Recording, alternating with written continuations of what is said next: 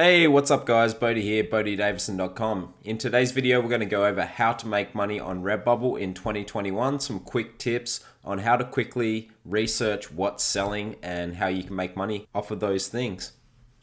So we're here on Redbubble, and the first thing we're going to do is just punch in t-shirt and search that up. And this is the first tip for you guys to make money on Redbubble, and that's just come down here and change this to best selling, but also check out trending. So if we go best selling, what you'll see is the best selling t-shirt designs on Redbubble. So straight away, this is going to be awesome for you to go and do some research, have a look at these guys' shops, have a look at their reviews, and get a good idea on what's selling, and also get your ideas off that. So that's best selling. And we'll also go trending because that's obviously recent trending designs. So this is going to let you know what people are buying and what there is that you can go out there and model and do your own design. Now the cool thing that you can see here is a lot of these are very basic. So this is just a text-based t-shirt design, and as I've said in the past, that's a really easy way to get into print on demand. You don't have to overthink these t-shirt designs. A lot of these other designs aren't too hard to do. That'd be pretty easy. If you have something like Placeit or Vexels, you'll be able to do pretty much most of these, and a lot of these are actually created on there. So this one here looks like it's a similar to a Vexels design that has those colors there, and you can actually edit all of that. So they've obviously copied that. That is off a TV show, so it's one that hasn't been done for copyright. But as you can see, a lot of these are quite basic. Some of them are a bit more in depth.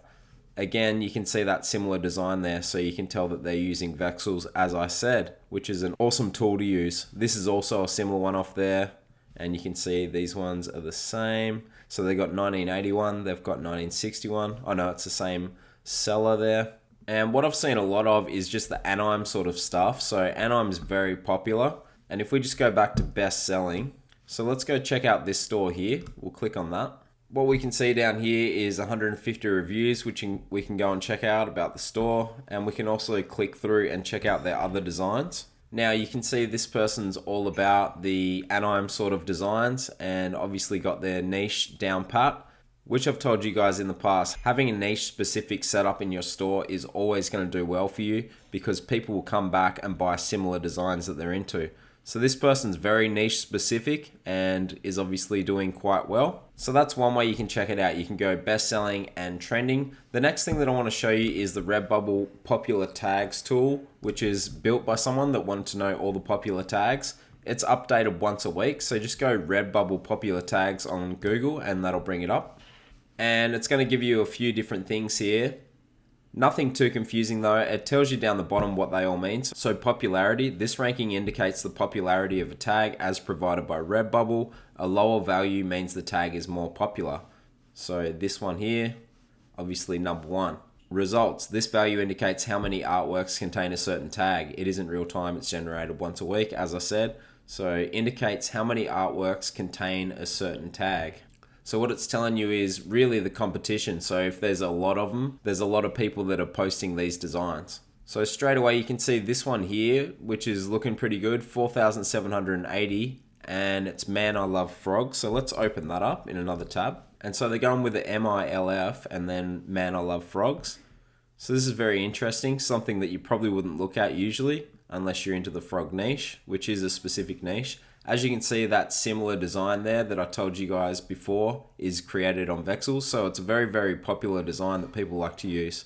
And again there, and again here, and again here. It's so many people use those designs and base them off their shirts, and they do look good on shirts. So the next thing I want to pull up is Google Trends, and I've already just punched in frog because I want to look at the search volume on this. So if we've gone worldwide, and then the past 90 days, so the past 3 months, and then search, you can see it's a very high search volume on frog. Now the next thing you want to search is t-shirt, or you could put sticker or anything like that. So it's a bit hit or miss, as you can see. But if we just went frog, I just want to show you one other thing. What else it's telling you here is interest by region. So if you were doing ads and they were targeted to someone to run traffic to Redbubble or Teespring or whatever print on demand platform you were using, you would know where the most searches are coming from.